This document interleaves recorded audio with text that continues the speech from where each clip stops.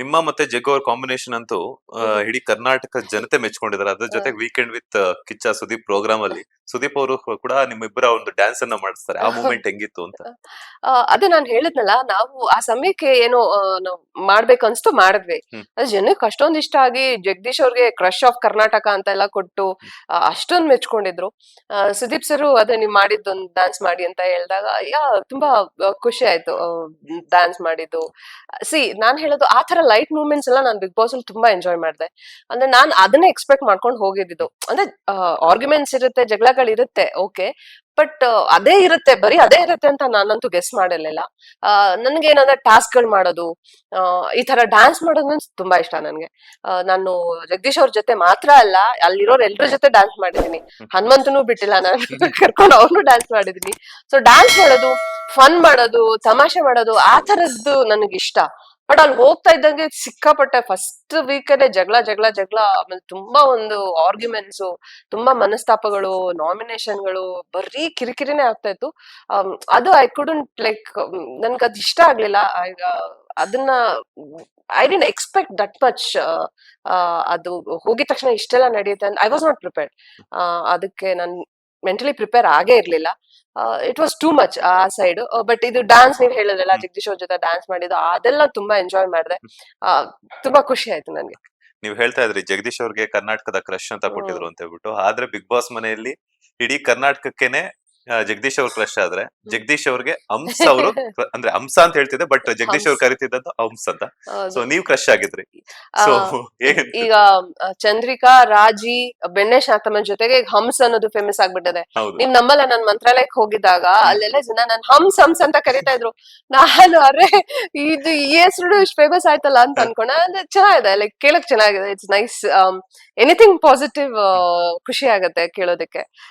ಆಮೇಲೆ ಅಭಿಮಾನಿಗಳು ಅವ್ರು ನಮ್ಗೆ ಕೊಡೋ ಹೆಸರುಗಳು ನಿಜವಾಗ್ಲೂ ಖುಷಿ ಆಗತ್ತೆ. ನಮ್ಗೆ ಆ ತರದೊಂದು ಹೆಸರುಗಳು, ಟೈಟಲ್ಗಳು ಕೊಟ್ಟಾಗ ಐ ಆಮ್ ರಿಯಲಿ ಹ್ಯಾಪಿ. ಅವ್ರಿಗೆ ಕ್ರಶ್ ಅನ್ನೋದ್ಕಿಂತ ಎಂಜಾಯ್ ಮಾಡ್ತಾ ಇದ್ವಿ ನಾವ್ ಅಷ್ಟೇ. ಅಂದ್ರೆ ಅವ್ರು ನನ್ನ ರೇಗಿಸ್ಕೊಂಡು, ನಾನು ಅವ್ರನ್ನ ರೇಗಿಸ್ಕೊಂಡು, ಅವ್ರ ಜೊತೆ ಆರ್ಗ್ಯುಮೆಂಟ್ಸ್ ಮಾಡಿದ್ರೆ ತುಂಬಾ ಮೆಂಟಲ್ ನಿಮ್ ಜೊತೆ ಜಗಳ ಮಾಡೋದ್ರಿಂದ ನಿಮ್ಗೆ ಎಷ್ಟು ನೋವಾಗುತ್ತೋ, ನೀವ್ ಎಷ್ಟು ಮೆಂಟಲಿ ಡಿಸ್ಟರ್ಬ್ ಆಗ್ತಿರೋ ಅಷ್ಟೇ ಡಿಸ್ಟರ್ಬೆನ್ಸ್ ನನ್ಗೂ ಆಗತ್ತೆ.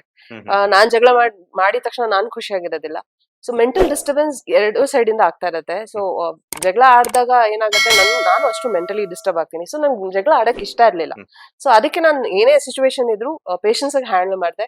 ಅಂಡ್ ಜಗಳದಲ್ಲಿ ತಗೊಂಡು ಹೋಗೋ ಬದಲು ಬೇರೆ ರೀತಿ ಲೈಕ್ ಫನ್ ಆಗಿ ತಗೊಂಡು ಹೋಗೋಣ ಅಂತ ಜಗದೀಶ್ ಅವ್ರು ಏನೇ ಟಾರ್ಚರ್ ಮಾಡಿದ್ರು ನಾನು ಅವ್ರಿಗೆ ಸರ್ ಅಂತಾನೆ ಮಾತಾಡ್ಸ್ತಾ ಇದ್ದೆ.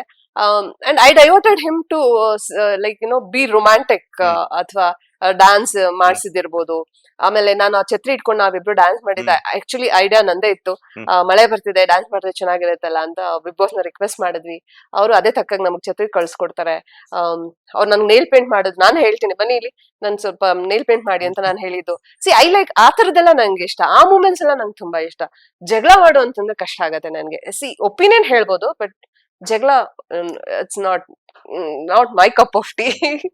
ಬಟ್ ನೀವು ಬೇಸರ ಆಯ್ತು ಅಂತ ಹೇಳ್ತಿದ್ರಿ, 4 ವಾರಕ್ಕೆನೆ ನಾನು ಹೊರಗಡೆ ಬಂದಿರುವಂತದ್ದು. ಆದ್ರೂ ಕೂಡ ನೀವು ಒಂದು ಲಕ್ಕಿ ಚಾಮ್ ಅಂತಾನೆ ಹೇಳ್ಬೋದು. ಯಾಕಂತಂದ್ರೆ ಬಿಕಾಸ್ ಕ್ಯಾಪ್ಟನ್ಶಿಪ್ ನ ಎಂಜಾಯ್ ಮಾಡಿ ಬಂದಿದ್ರು. ಸೊ ನಿಮ್ಮ ಕ್ಯಾಪ್ಟನ್ಶಿಪ್ ಅಲ್ಲೇನೆ ಜಗದೀಶ್ ಅವ್ರಿಗೂ ಮತ್ತೆ ನಿಮ್ಮ ಒಂದು ಕ್ರೇಜಿ ಕಾಂಬಿನೇಷನ್ ಎಲ್ಲ ವರ್ಕೌಟ್ ಆಗಿದ್ದು. ನೀವಲ್ಲಿ ಅವ್ರು ಬಂದು ನಿಮ್ಮನ್ನ ಪದೇ ಪದೇ ಕಿರಿಕ್ ಮಾಡ್ತಿದ್ದು, ನನಗೆ ಪನ್ನೀರ್ ಬಟರ್ ಮಸಾಲಾ ಬೇಕು, ಬೆಣ್ಣೆ ಬೇಕು, ನನ್ಗೆ ರೋಟಿ ಬೇಕು ಅಂತಂದಾಗ ಆ ಒಂದು ಸಂದರ್ಭದಲ್ಲಿ ಬಿಕಾಸ್ ನಾನು ಅಬ್ಸರ್ವ್ ಮಾಡಿದ ಪ್ರಕಾರ ನೀವು ತುಂಬಾ ಸ್ವಲ್ಪ ಶಾರ್ಪ್ ಟೆಂಪರ್ ಅಂತ ಕೇಳ್ಪಟ್ಟಿದೀನಿ. ಸೊ ಆ ಸಂದರ್ಭದಲ್ಲಿ ವಯ್ಯ ಬಂದ್ಬಿಟ್ಟು ಹಿಂಗ್ ಕೇಳ್ತಾವನಲ್ಲ ಅಂತ ಕೋಪ ಹೆಂಗ್ ಕಂಟ್ರೋಲ್ ಮಾಡ್ಕೊಂಡ್ರಿ ಅಂತ? ಅಂದ್ರೆ ನಾನು ಇಗ್ನೋರ್ ಮಾಡ್ತಿದ್ದೆ. ಯಾಕಂದ್ರೆ ಅವರು ಡೇ 1 ಇಂದನೂ ಎಲ್ರಿಗೂ ಇರಿಟೇಟ್ ಮಾಡ್ತಿದ್ರು, ಮನೇಲಿ ಇರೋರ್ಗೆಲ್ರು ಇರಿಟೇಟ್ ಮಾಡ್ತಿದ್ರು. ಆಮೇಲೆ ಅವ್ರ ಸ್ಟ್ರಾಟಜಿನೇ ಅದಾಗಿತ್ತು, ಎಲ್ರಿಗೂ ಪ್ರವೋಕ್ ಮಾಡೋದು, ಕಂಟೆಂಟ್ ಕೊಡೋದು. ಇದೇ ಅವ್ರ ಸ್ಟ್ರಾಟಜಿ ಆಗಿದ್ದರಿಂದ ನನಗ್ ಗೊತ್ತಿತ್ತು ಇವರು ಸ್ಟ್ರಾಟಜಿಗೋಸ್ಕರ, ಕಂಟೆಂಟ್ಗೋಸ್ಕರ ಇದೆಲ್ಲ ಮಾಡ್ತಿದ್ದಾರೆ ಅಂತ. ಸೊ ಅವ್ರಿಗೆ ಸಮವಾಗಿ ನಿಂತ್ಕೊಂಡು ದಿನ ಜಗಳ ಮಾಡೋದ್ಕಿಂತ ಇಟ್ಸ್ ಬೆಟರ್ ಟು ಇಗ್ನೋರ್. ಏನೋ ಹೇಳ್ತಾರಲ್ಲ, ಉದಾಸೀನನೇ ಮದ್ದು ಅಹಂಕಾರಕ್ಕೆ ಅನ್ನೋ ಹಾಗೆ. ಅವ್ರಿಗೆ ಏನ್ ಹೇಳಿದ್ರು ನಾನು ಇಗ್ನೋರ್ ಮಾಡ್ತಾ ಇದ್ದೆ, ಯಾವ್ದನ್ನು ನಾನು ಮನ್ಸಿಗೆ ತಗೊಂತಾ ಇರ್ಲಿಲ್ಲ. ನನ್ಗೆ ಗೊತ್ತಿತ್ತು it's a game show, is also like playing is game. ಅಂದ್ರೆ ಕಂಟೆಂಟ್ ಕೊಡೋಕೋಸ್ಕರ ಕ್ಯಾಮ್ರಾಗಳೆಲ್ಲ ನನ್ನೇ ಫೋಕಸ್ ಮಾಡ್ಬೇಕು ಅನ್ನೋದಕ್ಕೋಸ್ಕರ ಮಾಡ್ತಿದ್ರು ಅಂತ ಗೊತ್ತಿದ್ರಿಂದ ನಾನು ಐಸು ಇಗ್ನೋರ್ ಅಷ್ಟೇ. ಅವರು ಮಾತಾಡುವಾಗೆಲ್ಲಾನು ಸ್ವಲ್ಪ ಕ್ಯಾಮ್ರಾ ಕಡೆ ನೋಡ್ಕೊಂಡೆ ಮಾತಾಡ್ತಿದ್ರು. ನಾವ್ ಅದೇ ಅನ್ಕೊಂತಾ ಇದ್ವಿ, ಆರ್ಟಿಸ್ಟ್ ಗಳು ನಾವು ಅವ್ರ ಮುಂದೆ ಏನೂ ಇಲ್ಲ, ಆಕ್ಚುಲಿ ಅಷ್ಟು ಚೆನ್ನಾಗಿ ಕಂಟೆಂಟ್ ಕೊಟ್ರು ಅವರು, ಅಷ್ಟು ಚೆನ್ನಾಗಿ ಅವರು ಪರ್ಫಾರ್ಮ್ ಮಾಡಿದ್ದಾರೆ ಎಲ್ಲಾ ರೀತಿಯಲ್ಲೂ. ಲೈಕ್ ನಾವೆಲ್ಲ ಆರ್ಟಿಸ್ಟ್ ಗಳೆಲ್ಲ ಅವ್ರ ಮುಂದೆ ನಿಜವಾಗ್ಲೂ ಏನು ಇಲ್ವೇನೋ ಅಂತ ಅನ್ಸ್ಬಿಡ್ತು. ನಾವೇನಿದ್ರು ಬರೀ ಸ್ಕ್ರಿಪ್ಟ್ ಕೊಟ್ರೆ ಆಕ್ಟ್ ಮಾಡ್ತೀವಿ, ಅವ್ರು ಹಂಗೆ ಆಕ್ಟ್ ಮಾಡಿದಾರಪ್ಪ, ವಿತೌಟ್ ಸ್ಕ್ರಿಪ್ಟ್ ವಿತೌಟ್ ಡೈರೆಕ್ಷನ್. ಸಿಕ್ಕಾಪಟ್ಟೆ ಅಂದ್ರೆ ಬಿಗ್ ಬಾಸ್ ಒಂದ್ ಪ್ಲಾಟ್ಫಾರ್ಮ್ ನ ಅರ್ಥ ಮಾಡ್ಕೊಂಡಿದ್ದು, ಅಲ್ಲಿಗೆ ಏನ್ ಬೇಕು ಅಂತ ಗೊತ್ತಿದ್ದು, ಸೂಪರ್ ಆಗಿ ಉಪಯೋಗಿಸ್ಕೊಂಡಿದ್ದಂದ್ರೆ ಜಗದೀಶ್ ಸರ್ ಅಂತ ಹೇಳ್ಬೋದು. ಅಂಡ್ ಜಗದೀಶ್ ಅವ್ರ ಜೊತೆ ಚೆನ್ನಾಗೇ ಇರ್ತೀರಾ, ಅದಾದ ನಂತರ ಕ್ಯಾಪ್ಟನ್ ಆದಾಗ ಜಗದೀಶ್ ಅವ್ರನ್ನೇ ನರ್ಕಕ್ ತಳ್ತೀರಾ. ಯಾಕಂದ್ರೆ ಸ್ವರ್ಗದಲ್ಲಿ ಇದ್ದಾಗ ನಮಗ್ ನರ್ಕ ತೋರ್ಸಿದ್ರು. ಸೊ ಈ ಅಪ್ಪ ಸ್ವಲ್ಪ ನರ್ಕನ್ ಅನ್ಭವಿಸ್ಕೊಂಡ್ ಬರ್ಲಿ ಅಂತ ನಾನ್ ಕಳಿಸ್ದೆ.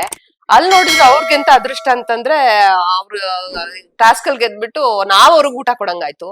ಅಪ್ಪ ನರ್ಕದಲ್ಲಿದ್ರು ನಾವ್ ಸ್ವರ್ಗದಲ್ಲಿದ್ರು ನರ್ಕ ಮಾಡ್ಬಿಟ್ರು ಸ್ವರ್ಗನ. ಸೊ ಅಲ್ಲಿದ್ರು ಇಲ್ಲಿದ್ರು ಏನು ಡಿಫ್ರೆನ್ಸ್ ಆಗ್ಲಿಲ್ಲ ನಮ್ಗೆ, ಎರಡು ಕಡೆ ನರ್ಕ ಮಾಡಿಟ್ಟಿದ್ರು ಅವರು. ಭಾರಿ ಟಾರ್ಚರ್ ಮಾಡಿದಾರಪ್ಪ.